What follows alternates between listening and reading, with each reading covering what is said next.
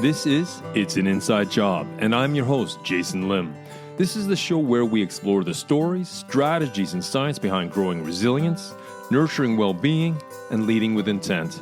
Because when it comes down to it, it's all an inside job.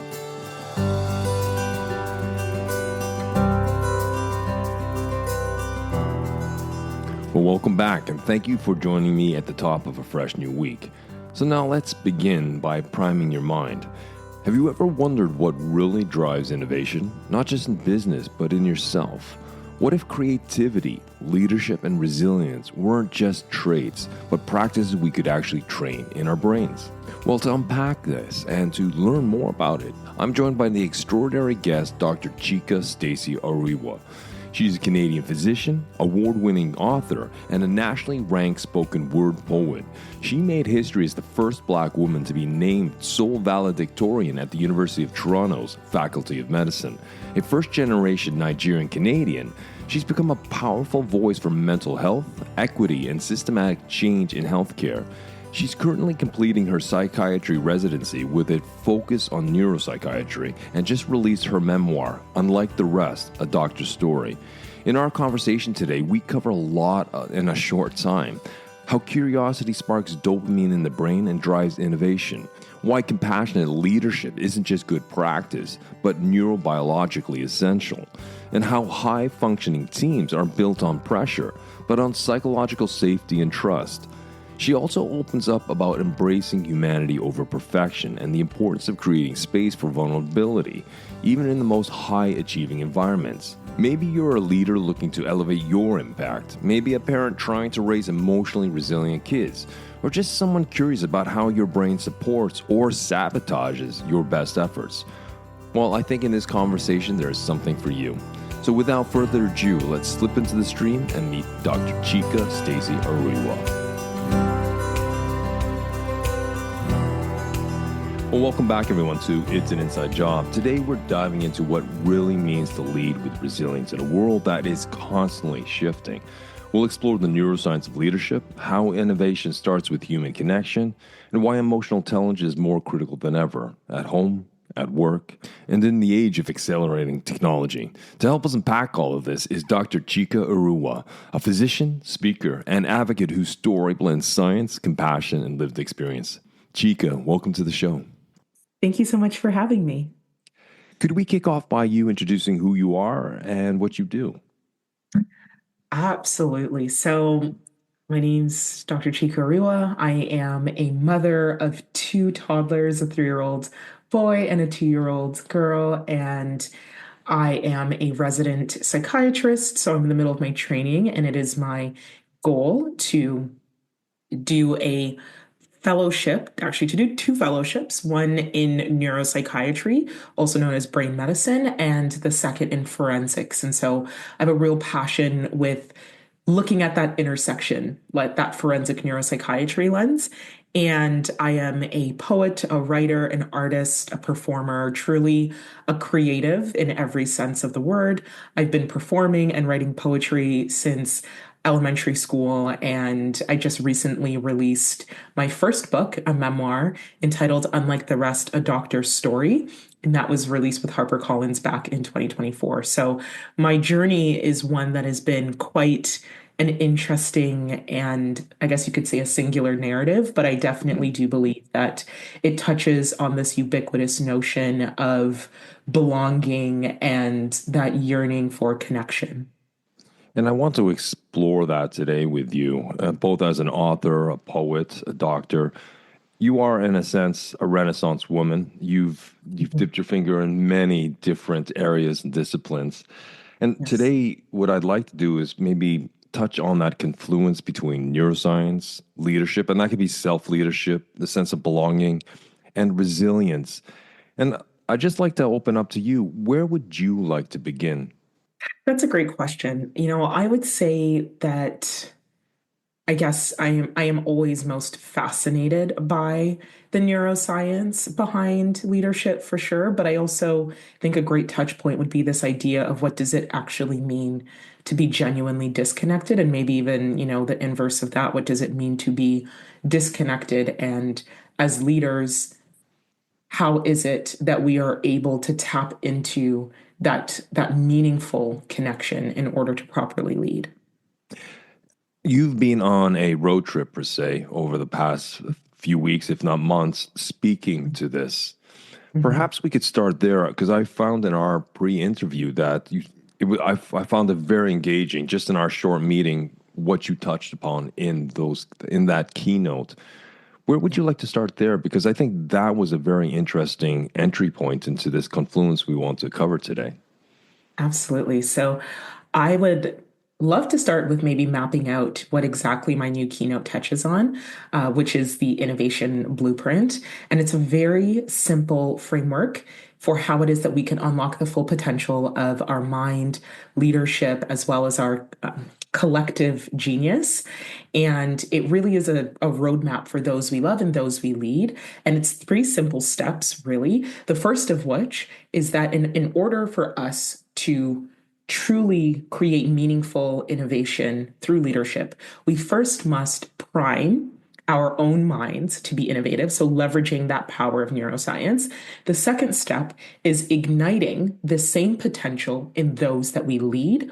And the third step is harmonizing our collective innovative minds to unlock that full potential for good. And so the our minds, it has three simple steps, which is leaning into our ability to be curious, creative, and critically think. That's how we prime our own minds for innovation.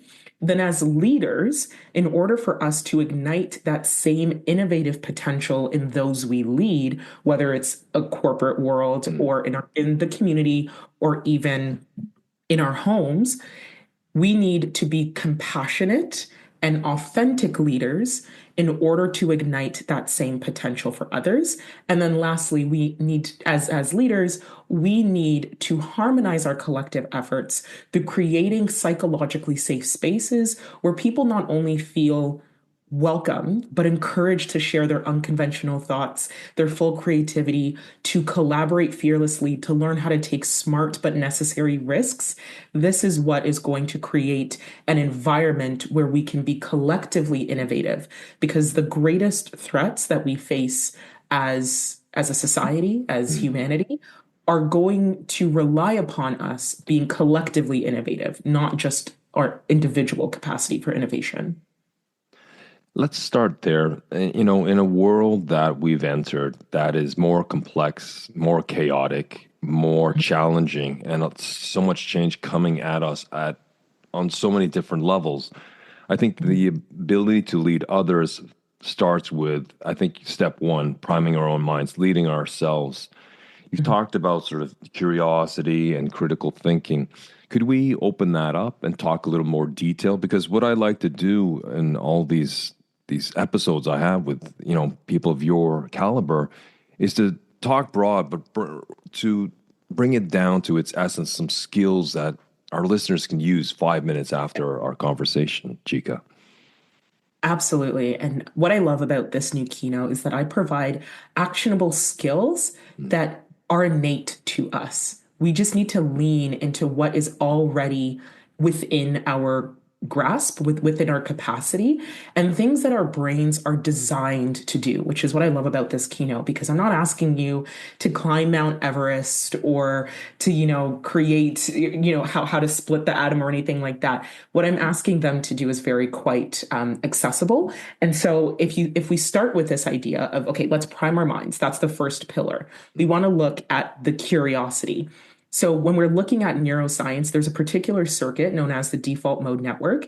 And I like to just call it the discovery domain. I try to make things as simple as possible. This discovery domain is going to be activated anytime that we are in discovery mode. So anytime that we're imagining or ideating, daydreaming, even brainstorming, and anytime that we're reflecting on past experiences or even imagining infinite possibility. So, really, when you're in that discovery zone, but especially whenever we are curious. And so, when we're thinking about priming our minds, we want to leverage this incredible built in system that our brain already has to make us more curious. So, whenever we are curious, our minds are going to release this are going to release dopamine, and that is going to be the feel good neurotransmitter. So there's that built in reward system of, oh, it feels good to be curious. So it's for that same reason that anytime we're learning something that is new to us, that novelty, but we find it deeply fascinating, it's going to have that warmth to it, that feel good effect. It's also for the same reason why, when my daughter throws spaghetti on the ground and she looks up at me with that, that toddler menacing mischievous look, it also feels good because it's learning that cause and effect. It's that curiosity. And so our mind is going to want to continue to chase that good feeling of being curious. So what are some things that you can do to prop that up? You can engage in things that are going to activate that discovery domain. So like daydreaming, for example. Exposing your mind to novelty is also going to make you a more naturally curious person. Of course, if you are allowing yourself to ask the big unconventional questions, that's going to be of aid as well, but also doing other things that also engage that network. So say if you're getting curious about your own past experiences. So you're journaling, you're really writing out your thoughts.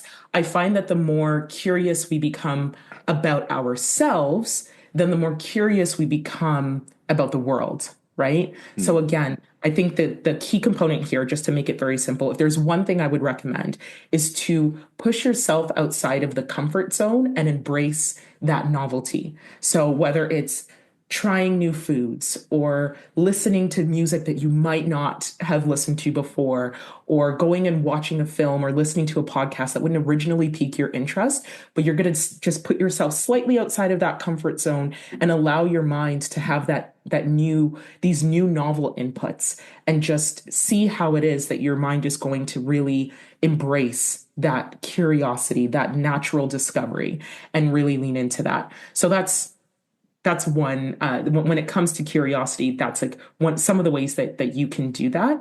And then when it comes to this creativity, which is one of my favorite things to talk about, because I'm a poet, I'm a writer. I've been honestly, the way that my brain works, I would say that I view the world through metaphors and similes, and that's just how I analyze everything, even medicine. It makes it easier for me to view the body in a very poetic way. And so I often say that when it comes to creativity, at the heart of any kind of creative act is risk, right? We look at the most highly creative people around us, whether it's the fashion designers or the musicians or the whatever, and the best ones at what they're doing are often taking the biggest risks. And that tends to lead to the most creative and most interesting thing. And a core component of creativity alongside the risk is this idea of finding invisible strings. And what I mean by that is that do you have the ability to look at two disparate ideas or thoughts and find the thing that connects them? That is at the heart of creativity. And in my keynote, I give the example of Fujifilm, the photography company, who, when they realized that digital photography was going to outpace film photography, they were able to find the invisible strings between their film coatings and cosmetics, pharmaceuticals, medical imaging. And now they are this tech giant that has revenue streams in each of these different industries outside of photography. So again, that's a really big risk, right, for their team to take, but huge reward. And that divergent thinking, this finding these invisible strings, that is going to be the hallmark of creativity. So how do we make ourselves more creative? I say that simplest thing you can do is start to build your capacity to learn how to take smart risks. What does that look like? Maybe you're striking up a conversation with the barista. Maybe you are meeting someone at a conference and you're going to say to yourself, I'm going to ask this person next to me what brings them here and what they're most excited to learn, right? It's about taking and building that risk-taking capacity, and then also giving yourself a chance to rest, because the brain, it is more likely to find these invisible strings in the REM stage of sleep. So when you allow your mind to sleep and get into those deeper stages of sleep, you're going to be more likely to make these connections. So that's why we wake up with these aha moments or these, oh, I finally find out the solutions after you give yourself a bit of rest. So again, actionable things that our bodies are meant to do that'll make us more highly creative people.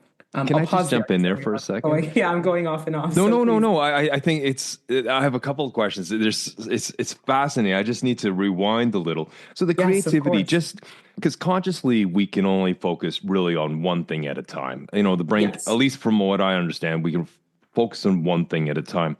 But Yeah. if we program our deeper minds, whether we call that the subconscious or the conscious, whatever vernacular, and then we give it enough data, Mhm. can the mind run several permutations in the background as we're showering, walking the dog, working? It's running in the background. As you Yeah. said, part of that is when we are in deep REM sleep that our brains can make the connections and such.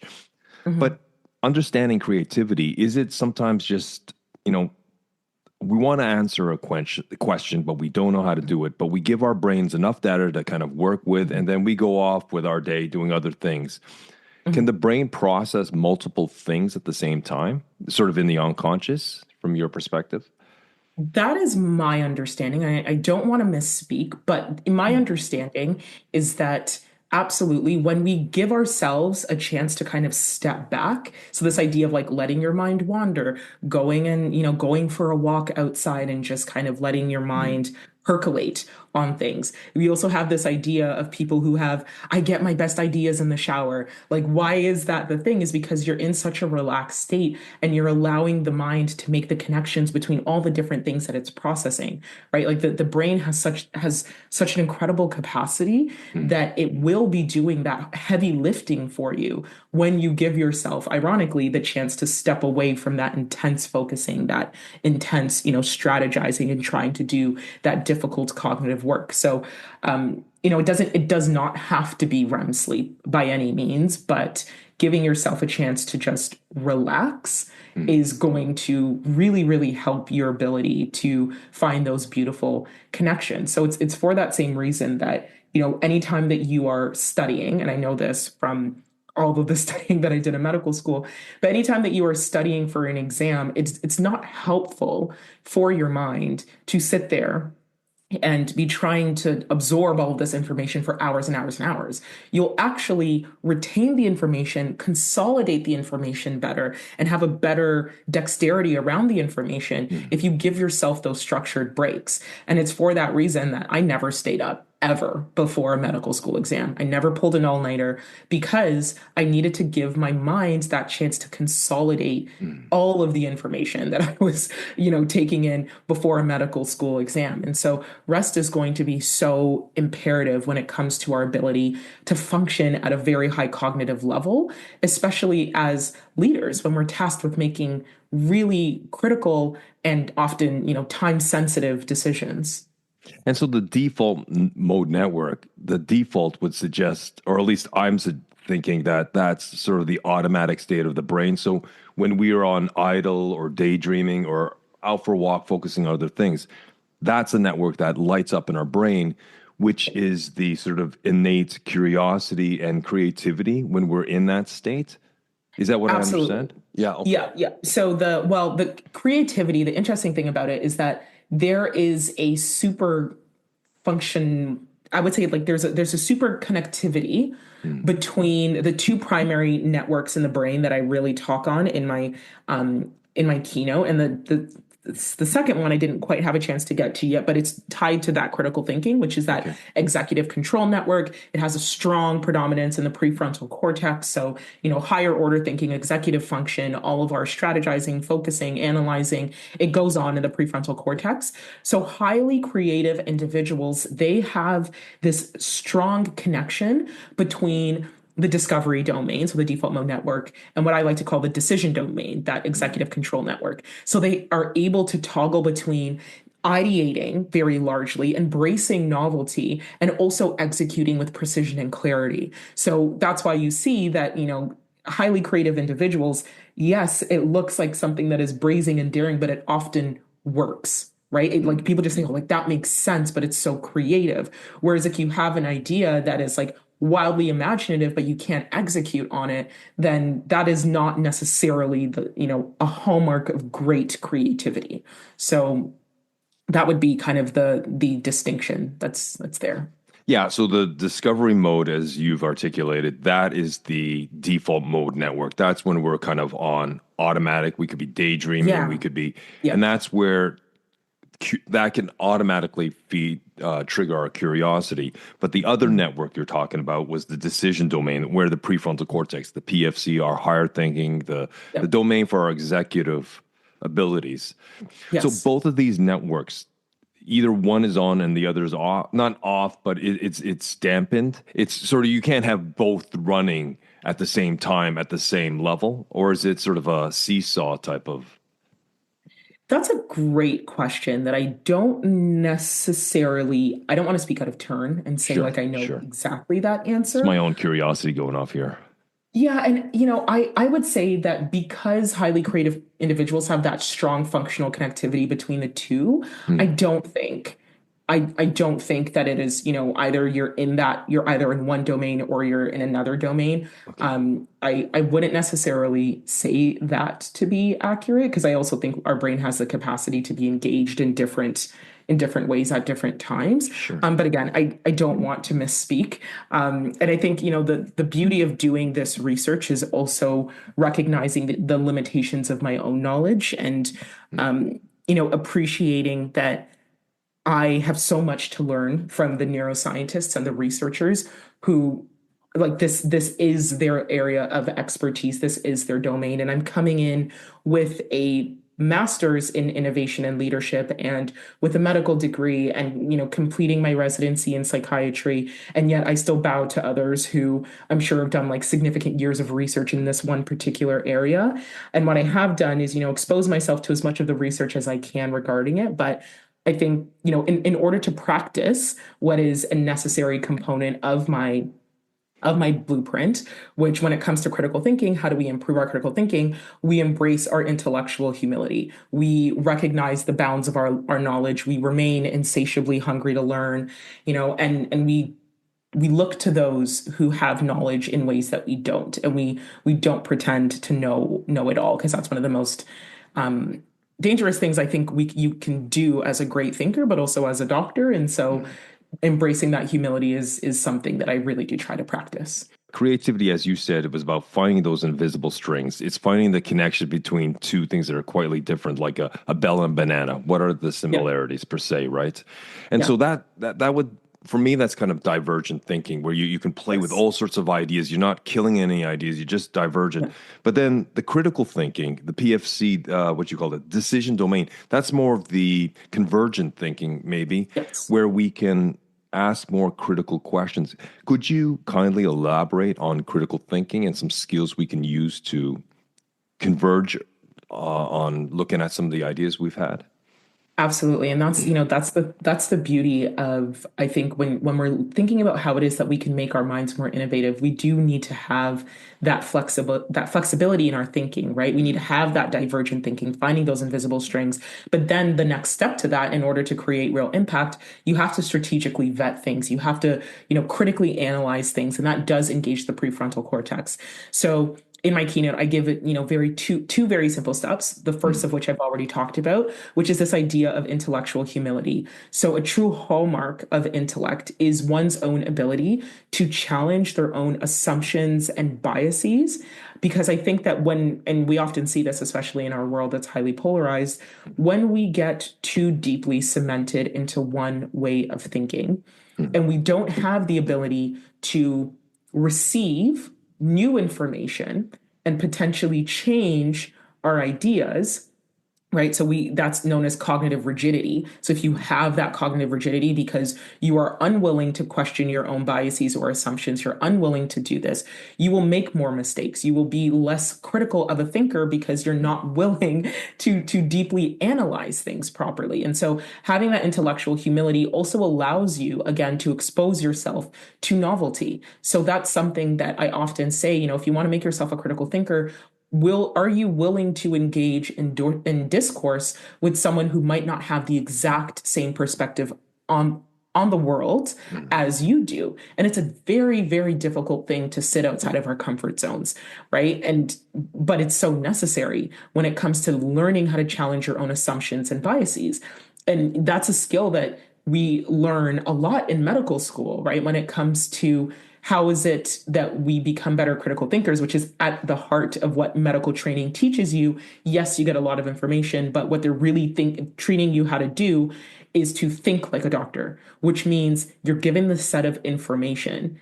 The worst thing you can do as a doctor is to put a knee jerk, slap a label, slap a diagnosis. Oh, I've seen this before. No, don't worry. But then you get a patient who is like, well, every doctor is kind of giving me the same thing, but it's not exactly fitting, or things aren't right. And then you lead to misdiagnoses because you're not willing to step back and look at the bigger picture and maybe think again.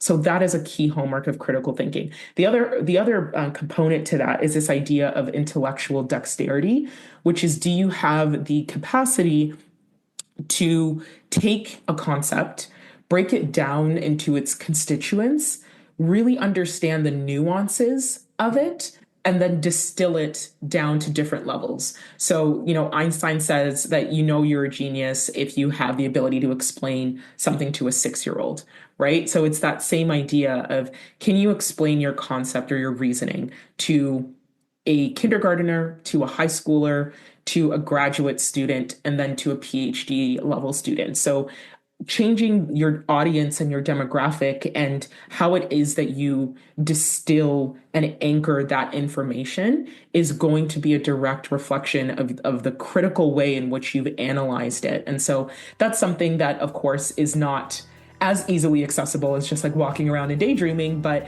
it will be a key component to really becoming a better critical thinker.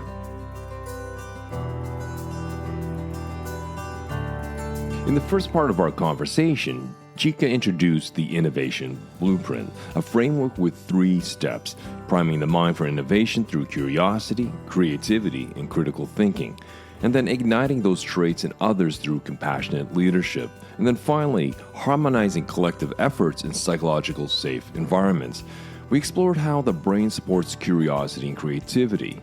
Now, Dr. Oriuwa explained how the brain's default mode network, or what she called the discovery domain, activates during reflection, brainstorming, and daydreaming, helping us to generate novel ideas. Curiosity, she noted, triggers dopamine, reinforcing exploration. To cultivate it, she suggested seeking novelty and asking bold, unconventional questions. Creativity, she added, thrives on risk-taking and pattern recognition, spotting connections others might overlook. She used Fujifilm as an example of a company that successfully reinvented itself through creative thinking. From there, we discussed rest and its essential role in creativity. She emphasized that REM sleep enables the brain to form new connections, and that letting the mind wander can boost insight. We also talked about structured breaks, how stepping back can sharpen focus and decision making, especially in leadership roles. We also looked at the balance between creativity and critical thinking. According to Dr. Oriuwa, the most innovative individuals can fluidly shift between ideation and analysis, a process linked to strong neural connections between the default mode and executive control networks. This balance relies on intellectual humility, and that's the ability to question assumptions, confront biases, and stay mentally flexible. So now let's slip back to the stream with part 2 of my fascinating conversation with Dr. Oriuwa.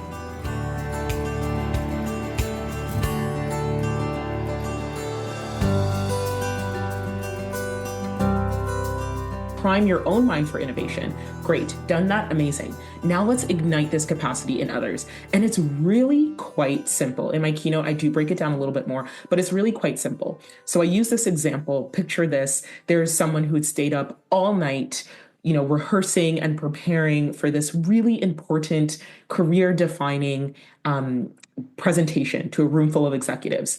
They walk in there and they're met with very stoic, cold glares. There's no warm hand extending them. They have a reputation that precedes them of being harsh and critical and like devaluing the individuals within the company. But you go in there, you try to do your best. You stumble, you falter. They're asking you really hard questions on the material that require critical thinking. And then you just, your mind draws a blank, even though you know that you know it. And even though you have the ability to have that agility in the moment, your mind still draws a blank. So what happens at that time is that we tend to see that the amygdala, that fear center of our brain, it's going to get activated. It's a perceived threat. It's that anxiety. It's that fear.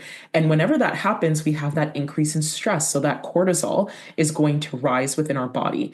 And the fascinating thing is that anytime we get anxious, scared, whatever, we go into survival mode.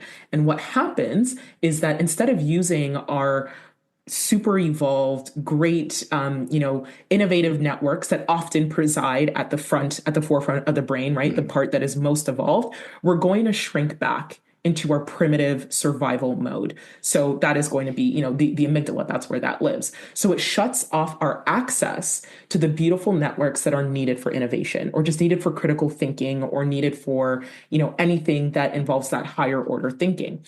So you get scared, it gets shut off.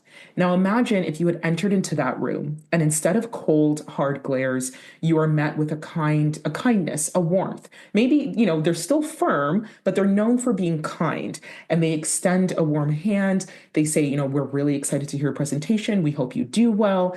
And they have very high standards, but they also have a reputation of valuing the people that work in that company and infusing in them the belief that they can meet these high standards. So yeah, you still might be a bit nervous, but your likelihood of being successful in that moment is much higher because there was that moment of genuine human connection, especially if they shook your hand or let you know, you can do this, you're going to be great. Then we have this rise in oxytocin, right? And that's going to be the hormone that is implicated in social bonding and trust and safety.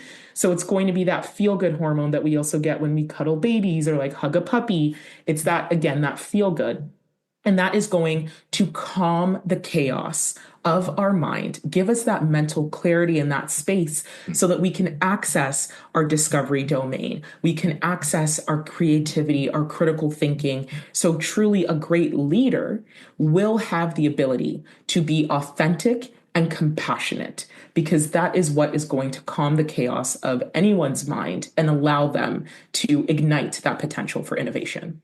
I think an important thing you said is it's creating psychological safety or psychosocial emotional safety to Yes. broaden the term because I think that's critical and fundamental. But at the same time, a lot of people think, okay, everyone has to feel nice. Everyone has. It's not about that. As you Yeah. said, if I walk into that room and I'm going to have a presentation, that group, that audience in front of me may be critical, but they're open to hear me, but they expect me to perform at a high standard. That's why I'm there. That's why I'm being invited to the table to contribute.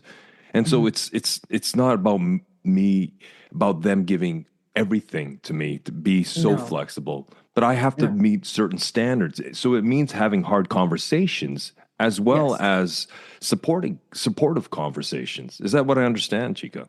absolutely. I mean, I think that there is this misconception that in order to be an authentic and compassionate leader, you have to be a pushover or you need Mm. to, shy away from hard conversations or you're going to sugarcoat everything for I don't think that's true. I like to use the example of parenting, right? You want to be firm, but you want to be kind. You want to be firm, but you want to be fair. And there's a way to hold that balance, especially as a leader in the community or in the corporate or organizational sense, where you can learn how to provide critique in a way that is not going to inherently devalue the person in front of you, right? Because the worst thing that you can do as a leader, if you're not being compassionate, is that you're going to make it such that that person internalizes any kind of failure or any kind of misstep. You're going to corrode their resilience, right? Whereas a great leader is going to tell you, maybe this didn't meet the mark, but I believe you have the capacity to meet the mark because I have high expectations of you because I know that you can do it. Right. And I say the same thing with my son. Anytime that, of course, he's 3 and he's doing regular 3-year-old things that are frustrating, I have to remind him, I know that you are a kind boy.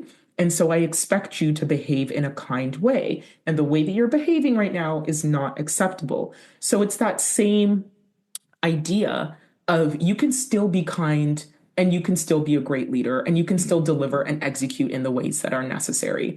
And in the keynote I talk about how it is that as a as a leader who is authentic and compassionate, you're going to engage three great kind of neurological things that, again, our brains are designed to do. So when we're authentic and compassionate, as I mentioned before, oxytocin goes up for me and you. It's a feel good time.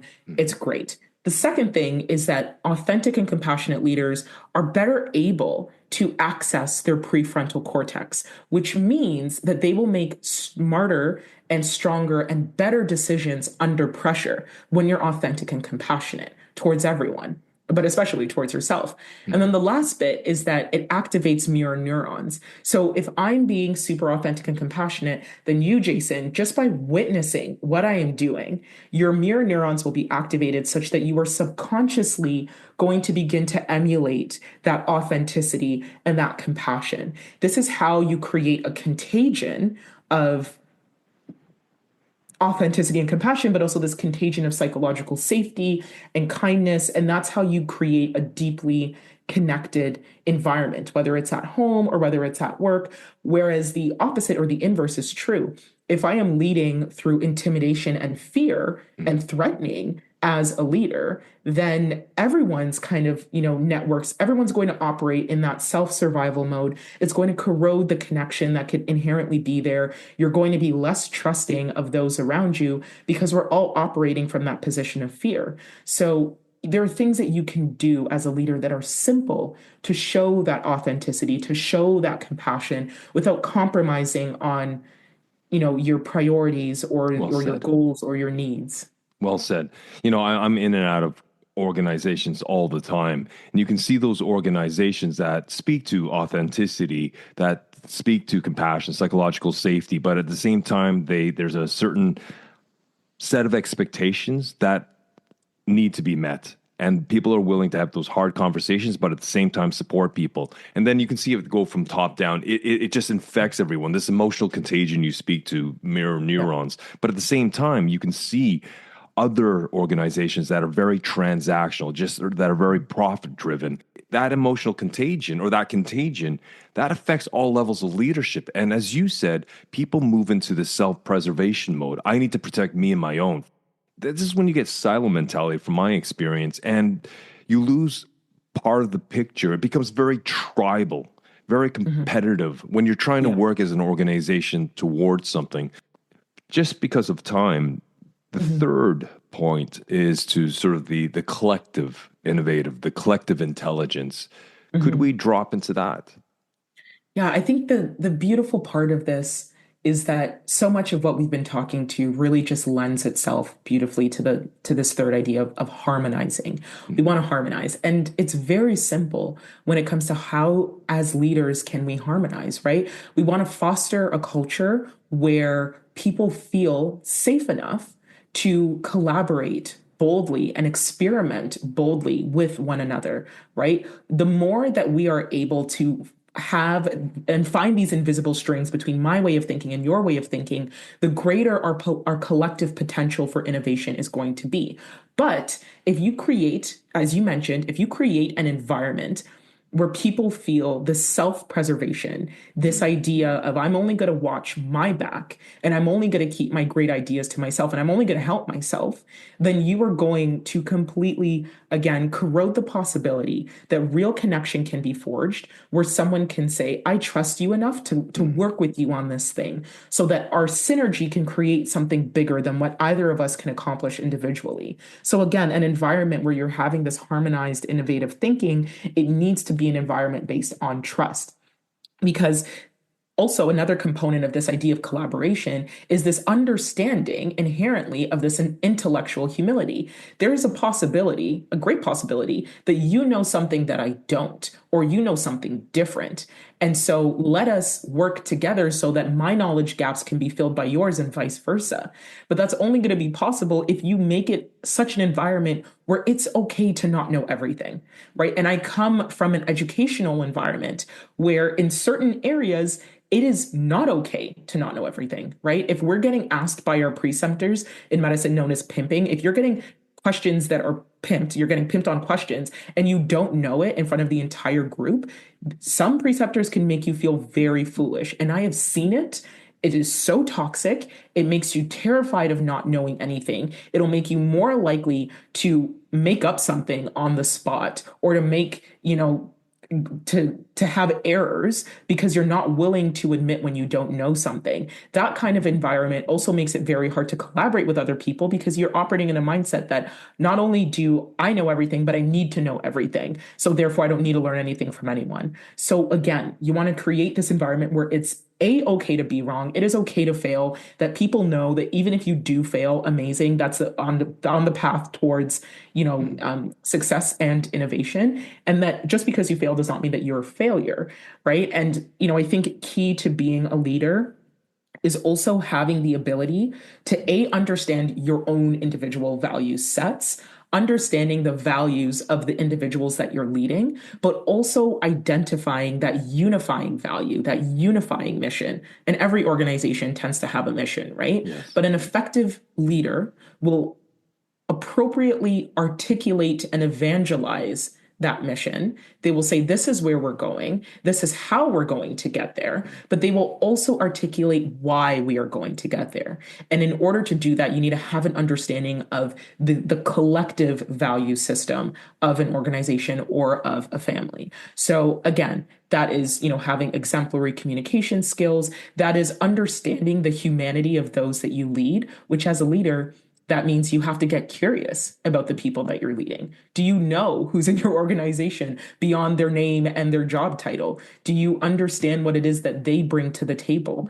And I feel like a lot of leaders are maybe disconnected in that capacity. They don't even really know who's sitting in front of them or who's working for them. So I think that when it comes to this idea of harmonizing, it is forging that deep, deep human connection between yourself and those you lead, but also within the group, and then encouraging that bold and fearless collaboration and exploration together. This is, to me, is the heart of resilience at an individual, but at a team, at a corporate organizational level. Because if you can have that connective tissue, if you can have the ability to make mistakes, but also to understand that because Jason served up some ideas, they're not all going to float. Some are going to sink, and Jason's got to be a big boy to accept that. But that's okay. Yeah. It's okay for me to make mistakes, but at least I don't repeat them, but learn from them, adapt, and do a better job next time. But the same idea when you ask me, Chika, for what are your ideas, that some of my ideas will get shot down. They will crash and burn, but others will be accepted. And we all, by having this, by managing those expectations, I think that speaks volumes to the depth of what you've talked about and articulated today, at least from my perspective. Mm-hmm.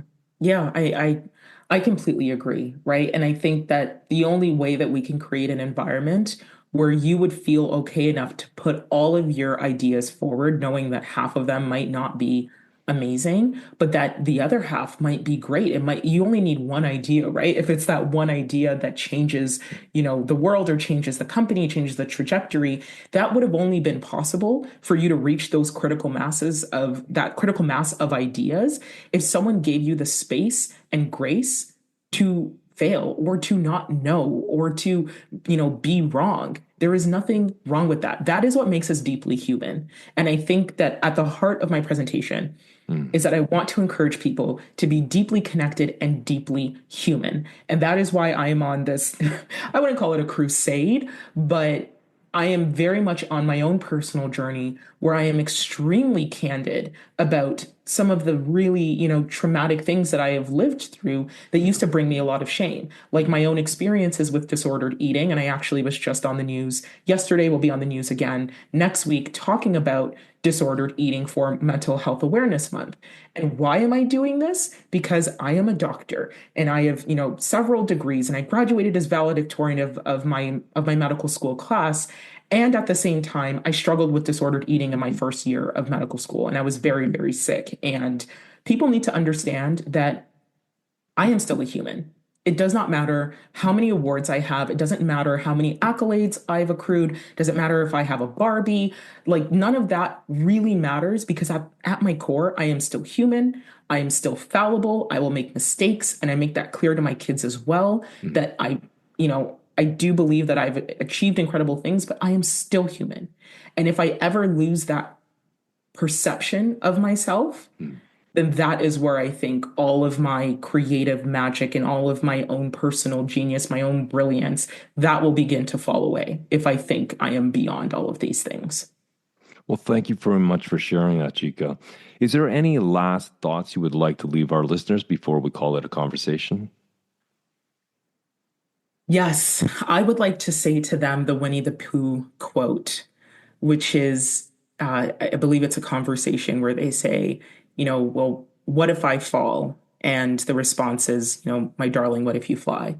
And I think that for me it encapsulates everything that I talk about. I actually finish my keynote with a poem that is based on that quote. And it it truly just speaks to this idea of we don't know what we are capable of if we continue to play small and edit ourselves, and if other people shrink our brilliance and shrink the light of our shine. And so I think that the greatest thing that we can do for this world is to respect the humanity, the creativity, the curiosity, the brilliance of others, and then also bring our own brilliance to the forefront and see what incredible good we can do together. Dr. Chika Oriuwa, thank you very much for a compelling and intriguing conversation. I really appreciate your time today. Thank you so much for having me.